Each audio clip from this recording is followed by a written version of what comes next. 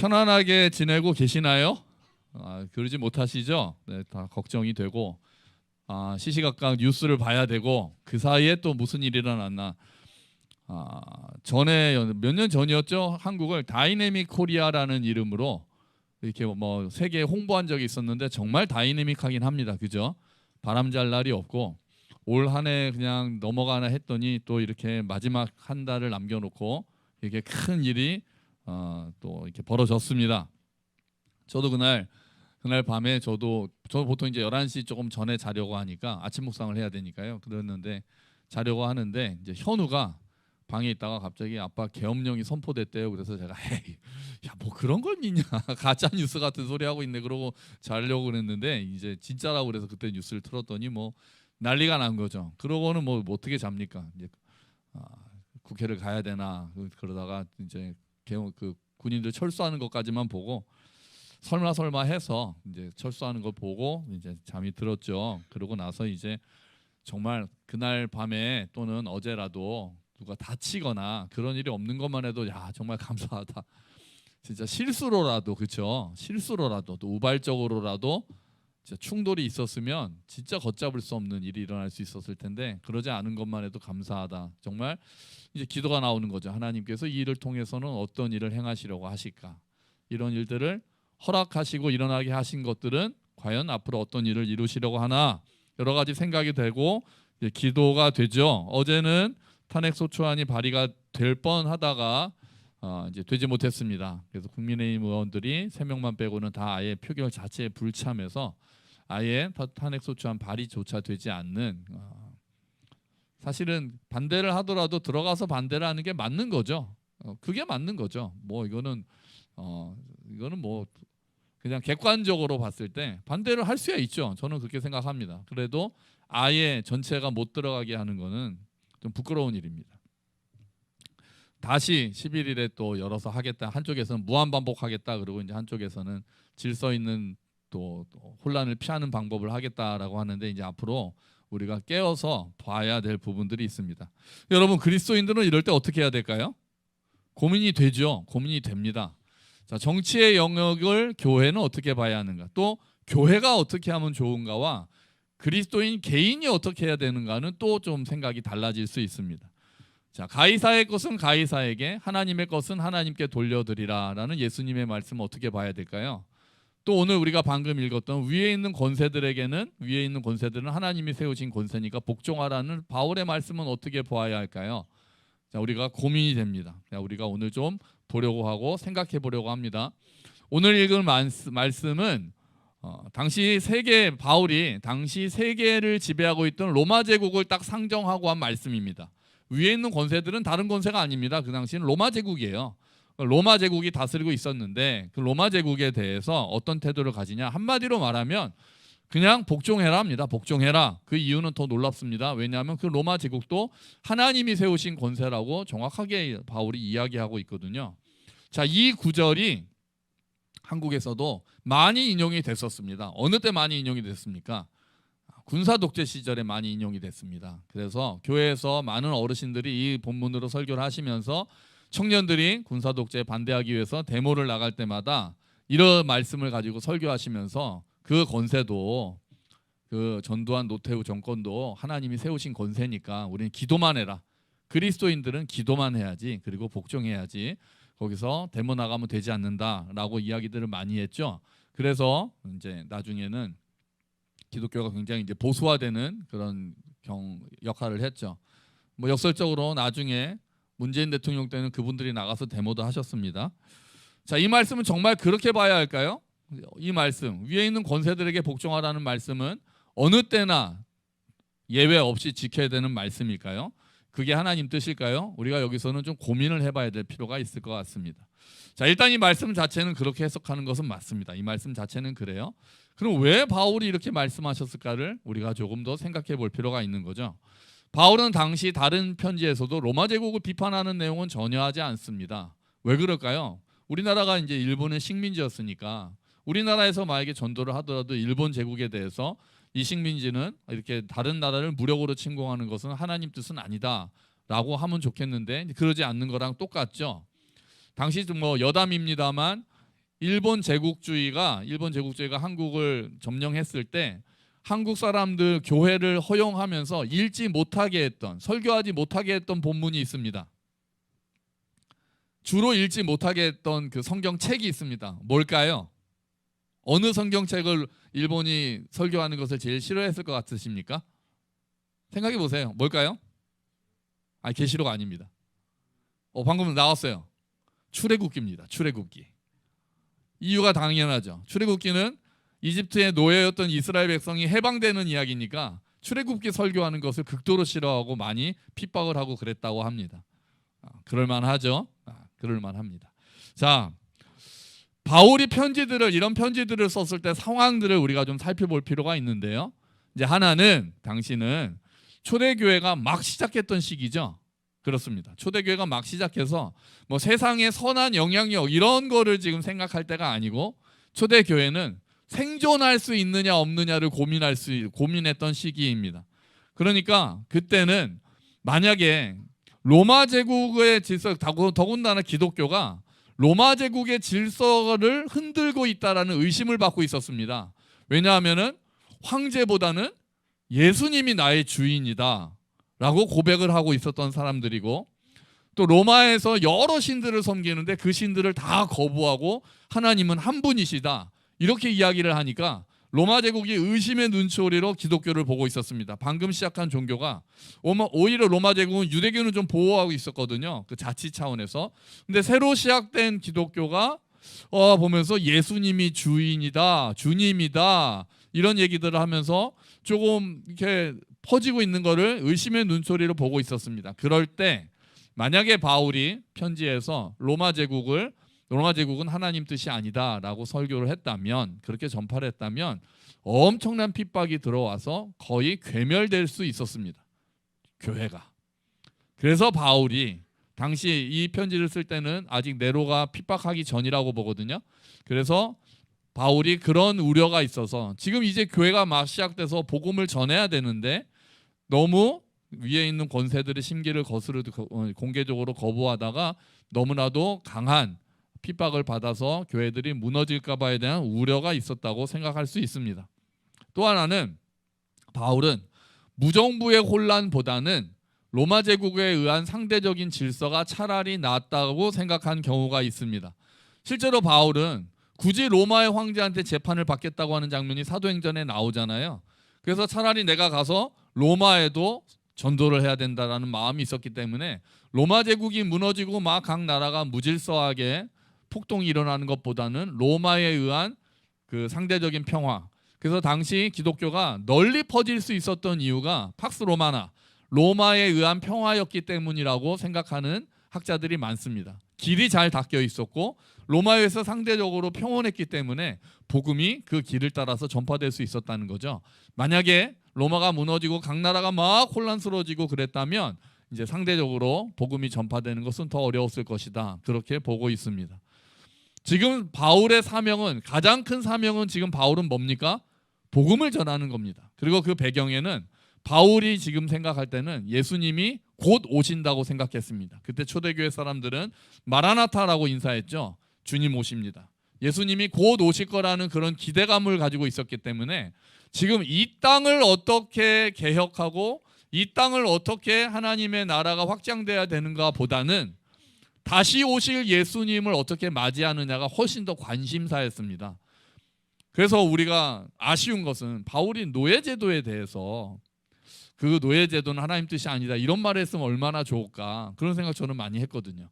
근데 그런 구절이 없고 오히려 이제 빌레몬서에서는 그 노예를 형제로 대하라 이렇게는 되어 있지만 그런 거에 좀 공개적으로 반대를 했으면은 얼마나 좋을까. 그러면은 성경을 가지고 노예제도를 정당화하는 정말 어처구니 없는 일들이 미국에서 일어나지 않았을 텐데 그런 생각을 하거든요.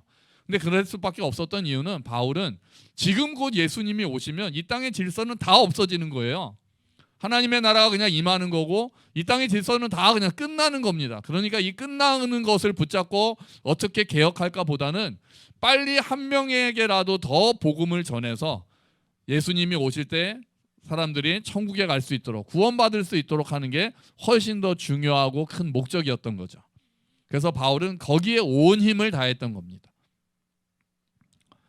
그래서 이 땅에 뭐 불의한 권력 이런 거에 대해서는 별로 관심을 덜 기울이고 있는 거죠.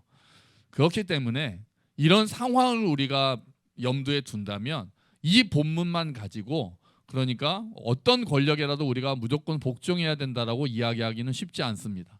왜냐하면 성경에도 다른 권력에 대해서, 하나님 뜻에 맞지 않는 권력에 대해서는 다른 자세를 취했던 경우가 있기 때문에 그렇죠. 더군다나 오늘 말씀의 3절을 우리가 볼 때는, 3절을 우리가 다시 한번 읽어볼까요? 읽어보죠. 다스리는 자들은 선한 일에 대하여 두려움이 되지 않고 악한 일에 대하여 되나니 내가 권세를 두려워하지 아니하려느냐. 선을 행하라. 그리하면 그에게 칭찬을 받으리라. 아멘. 바울이 지금 염두에 두고 있는 권력은 굉장히 잘 작동하고 있는 선한 권력입니다. 네가 악을 행하면 선한 권력이 너를 심판할 것이고, 그러지 않으면 네가 선을 행하면 칭찬할 것이다라고 바울은 이야기하고 있는 거거든요. 그러니까 일반적인 상황을 이야기하고 있는 거예요. 국가가 선한 일을 장려하고 악한 일을 심판하는 기능이 제대로 돌아가고 있으면 그 권세에 복종하라고 바울은 전제하고 있습니다. 그러면 권력이 불의할 때는 어떻게 해야 될까요? 바울이 거기에 대해서는 얘기하지 않아요. 얘기하지 않습니다. 유대인을 600만 명이나 죽였던 나치, 그러면 교회가 거기에 복종하는 게 맞았습니까? 그렇다고 생각하는 사람은 이제 없잖아요. 우리나라 강제로 침탈했던 일본 식민지, 거기에도 그럼 복종하는 게 하나님의 뜻이었을까요? 지금 북한의 백성들을 억압하고 있는 북한 정권에도 그냥 복종하는 게 하나님의 뜻일까요? 우리나라 과거의 군사 독재 정권, 그 정권에도 그냥 순복하는 것이 하나님의 뜻일까요? 글쎄요. 바울이 거기에 대해서는 이야기하지 않습니다. 그런데 성경에는 다른 이야기들이 있죠. 예를 들면 이스라엘 남자아이들이 태어나면 죽이라고 얘기했던 바로의 명령에 복종하지 않았던 사례가 있습니다. 히브리의 산파들은 바로가 그렇게 명령했지만 그 명령을 따르지 않고 이 히브리 아기들을 구했죠. 그런데 그 히브리 산파들에 대해서 성경이 뭐라고 얘기하냐면은 그들은 하나님을 경외했다라고 이야기합니다. 하나님을 경외했기 때문에 이집트 바로의 명령에 따르지 않았던 거죠. 금신상에 절해야 된다는 바벨론의 왕의 명령에 대해서 다니엘의 세 친구는 거기에 따르지 않았습니다. 불못불에 던져지는 죽음을 당할 거라는 경고를 받고도 그리 하나님께서 우리를 구하시겠지만 그리 아니하실지라도 나는 당신의 명령을 따를 수 없습니다라고 왕에게 저항했습니다. 그리고 하나님께서는 그들을 천사를 보내서 보호해 주셨죠. 자, 신약에 와서 사도들이 복음을 전하지 말라고 공의회에서 이렇게 핍박을 했을 때 사도들이 한 이야기가 있습니다. 우리 앞에 있어요. 한번 같이 읽어볼까요? 같이 읽읍시다. 베드로와 사도들이 대답하여 이르되 사람보다 하나님께 순종하는 것이 마땅하니라. 아멘. 저는 이 말씀이 우리가 위에 있는 권력에게 복종하는 거에 한계를 설정하는 말씀이라고 생각합니다. 무슨 말이냐면 위에 있는 권세라도 하나님의 뜻에 합당하지 않는다면 반대하고 저항할 수 있다고 생각하는 것입니다. 심지어 사도 요한은 요한계시록에서 국가 권력을 아예 짐승에 비유합니다. 666이라는 글자가 네로 황제를 이야기하는 거거든요.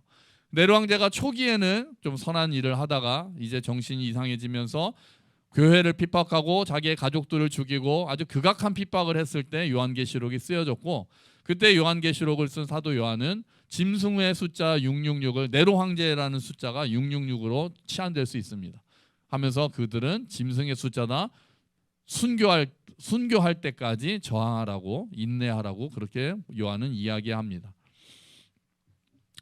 잘못된 권력에 대해서는 우리가 반대할 수 있어야 합니다. 하나님의 뜻에 순종하는 것이 우리가 먼저 해야 할 일이기 때문에 잘못된 권력이 잘못할 때는 우리가 아니라고 대답하는 것이 맞는 거죠.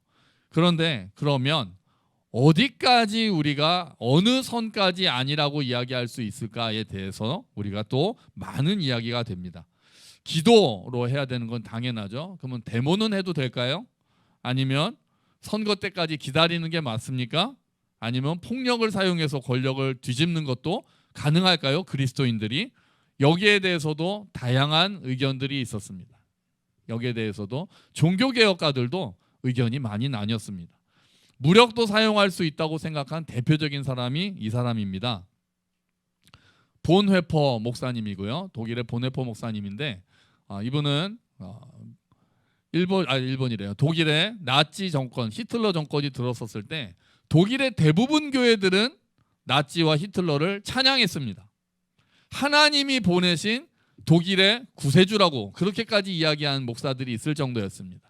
그래서 독일 민족을 하나님이 구하시기 위해서 히틀러를 세우셨다. 그렇게 하면서 많은 교회들이 무릎 꿇고 있을 때 거기에 반대하는 교회들이 있었습니다. 히틀러는 하나님이 보내신 자가 아니다. 위험하다. 오히려 독일을 패망으로 몰고 갈 것이다. 반대해야 된다라면서 나치의 그런 광기, 히틀러에 대해서 반대하는 그런 목사들과 교회들이 있었죠. 고백교회라고 합니다. 보네포라는 이분은 이제 젊은 신학자였는데 미국에 있을 때 미국에서 이제 사람들이 독일로 그 히틀러가 정권을 잡았다는 이야기를 듣고 독일로 돌아오려고 합니다. 그러니까 사람들이 만류하죠. 넌 지금 독일에 가면은 너는 이제 크게 당한다. 독일에 가면은. 그런데 히틀러는 하나님께서 지금 독일 민족을 보호하고 계시고 독일 민족을 이끌고 계시는데 또 독일의 그리스도인 형제들이 어려움을 당하는데 나만 미국에서 망명할 수는 없다고 들어갑니다. 그리고 갖은 핍박을 당하죠. 그런데 이분은 어디까지 나가냐면은 히틀러 암살 모의를 합니다. 히틀러 암살단. 발키리 작전이라는 영화에도 나왔고요. 히틀러를 암살하려는 장군들의 모의에 이분이 가담합니다. 그리고 발각이 돼서 결국은 감옥에 갇히고 전쟁이 끝나기 전에 감옥에서 죽게 되죠. 그 같은 방 수감자가 이렇게 묻습니다. 아니, 목사인 당신이 어떻게 그런 정치적인 일에 관여하게 됐습니까? 라고 묻습니다. 보네포가 이렇게 말했어요. 미친 운전자가 버스를 몰고 있다면 목회자가 해야 할 일은 그 차에 치여 죽는 사람들의 장례를 치러주는 게 아니라 그 미친 운전자를 끌어내는 것이다. 그렇게 대답을 했습니다.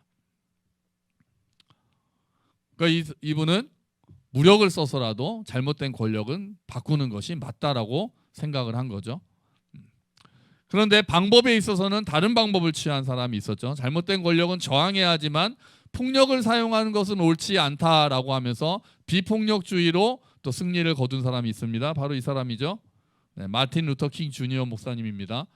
1960년대, 50년대, 60년대 미국이 아주 그 흑인에 대한 차별이 너무나도 심할 때 그 흑인의 민권 회복 운동을 이분이 주도해서 펼쳤고 그리고 그때는 근데 절대적으로 저항하지 마라, 폭력으로 맞서지 마라, 때리면 맞아라, 붙잡으면 감옥에 가라. 그래서 감옥 가기 운동. 그래서 오히려 감옥이 가득 차서 백인 경찰들이 그냥 풀어줘 버리라고 할 정도로 그냥 철저하게 비폭력주의를 택했고 또 많은 사람들의 호응을 얻어서 많은 것들을 이뤄냈던 분이기도 합니다. 모두 신실한 그리스도인들이었습니다. 그리고 신실한 목사님이었어요. 하나님 앞에서 그리고 믿음과 양심에 따라서 생각했지만 그 생각의 결은 확실히 다르긴 했었습니다. 여러분 지금은 바울이 이 편지를 쓸 때처럼 기독교가 소수인 시기는 아닙니다. 그때는 교회가 생존을 할 수 있을까에 대해서 고민해야 되는 시기지만 지금은 오히려 선한 영향력을 어떻게 하면 끼칠 수 있는가에 대해서 고민해야 되는 시기이기도 합니다. 이 땅에서 이루어지는 하나님의 나라 어떻게 우리가 은혜로 하나님의 나라를 확장할 수 있을 것인가 그리고 하나님의 공의와 사랑의 통로 역할을 어떻게 할 수 있는가를 고민해야 되는 시기이기도 합니다.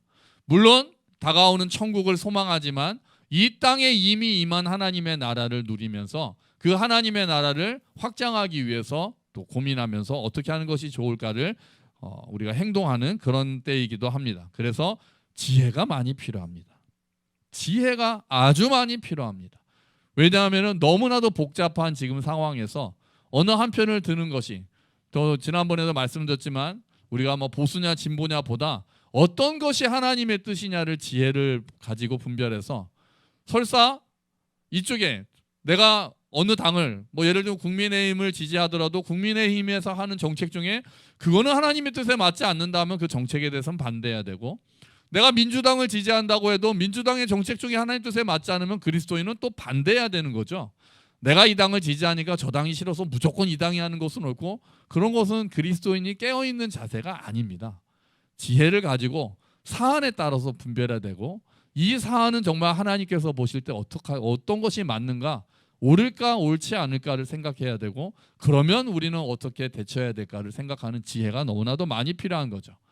지금 한국에서 일어난 계엄령 사태에 대한 생각도 다 다를 수 있습니다. 당연히 다 다를 수 있습니다.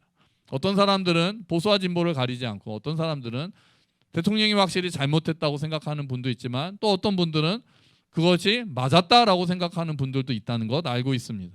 어떤 분들은 대통령이 물러나야 된다고 생각하고, 스스로 물러나지 않으면 탄핵이라도 해야 된다고 생각을 하고, 어떤 분들은 탄핵까지 할 일은 아니었다라고 생각을 합니다. 어떤 사람은 오죽하면 그랬겠냐라면서 대통령을 두둔하는 사람이 있다는 이야기도 들었습니다. 우리의 행동에 대해서도 마찬가지입니다. 지금은 기도만 해야 된다라고 생각하는 분들도 있고, 평화적인 시위는 해야 된다고 생각하는 사람들도 있습니다. 어느 한쪽의 생각만 성경적인 것은 아닙니다. 어떤 성경을 가지고도 이 한 성경 안에서도 여러 사람들의 반응이 있었고, 여러 의견들이 있었고, 그 성경을 하나님의 말씀으로 믿고 신실하게 살아오려고 힘썼던 신앙의 선배들도 이 복잡한 사회 안에서는 여러 가지 반응을 보일 수밖에 없었습니다. 여러분, 우리는 서로 입장의 차이를 인정해야 됩니다. 어떤 한 가지 선택을 놓고 그건 하나님 뜻이 아니야 라고 생각을 할 때는 충분히 이야기를 하고, 충분히 이야기를 들어주고, 그래서 과연 어떻게 하는 것이 하나님의 뜻에 합당할까? 우리 공동체는 그렇게 의견을 가지고 토론하면서 점점 더 맞춰가서 공동체의 색깔은 그리스도 안에서 또 다름을 인정하면서 점점 더 그 뜻을 좁혀가는 것 또한 필요할 수 있겠습니다. 다만 무엇보다 먼저 우리는 기도해야 됩니다. 바울도 먼저 나라를 위해서 기도해달라고 이렇게 이야기합니다. 디모데전서 말씀 우리 앞에 있습니다. 한번 같이 읽어볼까요? 또한 왕과 높은 위치에 있는 모든 사람을 위해 기도함으로써 우리는 하나님을 예배하고 경외하며 조용하고 평화롭게 살 수 있습니다. 이것은 선한 일이며 우리의 구원자 하나님을 기쁘시게 해드리는 일입니다. 아멘. 여러분, 기도해 주십시오. 이 사태에 대한 준비와 과정이 정확하게 밝혀져서 잘못된 것들이 바로 잡히고 책임자들이 책임을 지게 되도록 여러분 기도해 주십시오. 그냥 두루뭉술이 넘어갈 일은 아닙니다. 정말 하나님의 정의가 이루어지도록 기도해 주십시오. 앞으로의 과정 속에서 정말 혼란이 최소화되고 평화가 유지되도록 여러분 기도해 주십시오. 빨리 이 혼란이 수습되고 나라가 안정을 찾아서 지금 나라가 당면하고 있는 여러 가지 극복해야 될 위기들이 또 극복될 수 있도록 기도해 주십시오. 그리고 하나님께서 주신 믿음과 양심에 따라서 지혜롭게 우리가 행동해야 될 것입니다. 여러분, 아버지의 뜻이, 우리 예수님의 기도 기억나시죠? 아버지의 뜻이 하늘에서와 같이 땅에서도 이루어지기를 우리가 함께 기도해야 될 줄로 믿습니다. 아멘. 같이 기도하죠. 하나님, 이 나라의 이 안타까운 모습을 주님께 아뢰드리오니 이 땅의 이 안타까운 상황을 주님 불쌍히 여겨주시고, 주님 이 어려운 혼란들 물러가도록 하여 주시옵소서. 평화롭게 이 일들이 다 진행될 수 있도록 주님 도와주시옵소서. 지혜를 주시고 용기를 주시옵소서. 우리 함께 기도하겠습니다.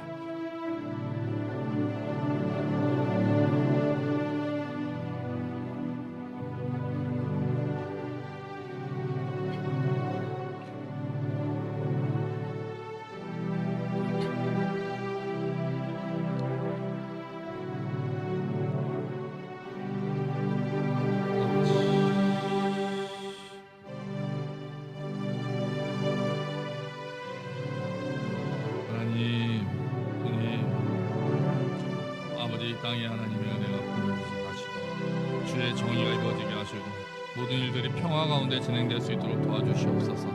다치는 사람들이 없게 하시고 주님 정의가 세워져야 되겠습니다. 하나님, 이 땅에 혼란이 극소화되어야 되겠습니다. 위기를 극복할 수 있는 힘을 주님께서 주시고, 아버지 하나님, 우리가 어떻게 해야 할지 지혜를 주시며 그 지혜와 양심에 따라 귀하게 행동하는 우리 모두가 되게 하여 주시옵소서. 감사합니다. 주님, 예수님 이름으로 하나님 아버지, 이 땅을 주님께 맡겨드리오니 주여 불쌍히 여겨 주시옵소서.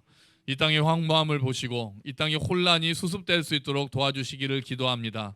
정의가 세워지게 하시고 평화가 이루어지게 하여 주시옵소서. 모든 과정 가운데 정말 그것들이 평화롭게 이루어져서 다치는 사람, 불상사가 일어나지 않도록 하시고 정말 모든 사람들이 열린 마음으로 토론하며 정말 무엇이 하나님의 뜻에 합당한지 이야기하며 함께 지혜롭게 행동하고 기도하는 우리 모두가 될 수 있도록 주님 도와주시옵소서. 하나님, 이 땅에 많은 위기들 그동안 극복해왔던 역사들이 있습니다. 주님, 이번 위기 또한 주의 은혜로 극복할 수 있게 되기를 기도합니다. 하나님, 모든 일들이 투명하게 진행되게 하시고 모든 그리스도인들이 함께 나라를 위해 기도할 수 있게 하시고 주님, 넓은 마음으로 생각하며 지혜를 가지고 생각하며 이성적으로 생각하고 용기 있게 행동하는 모든 그리스도인들이 될 수 있도록 주님 도와주시옵소서. 예수 그리스도의 이름으로 기도합니다. 아멘. 다 함께 자리에서 일어서셔서 주기도문 찬양하시겠습니다.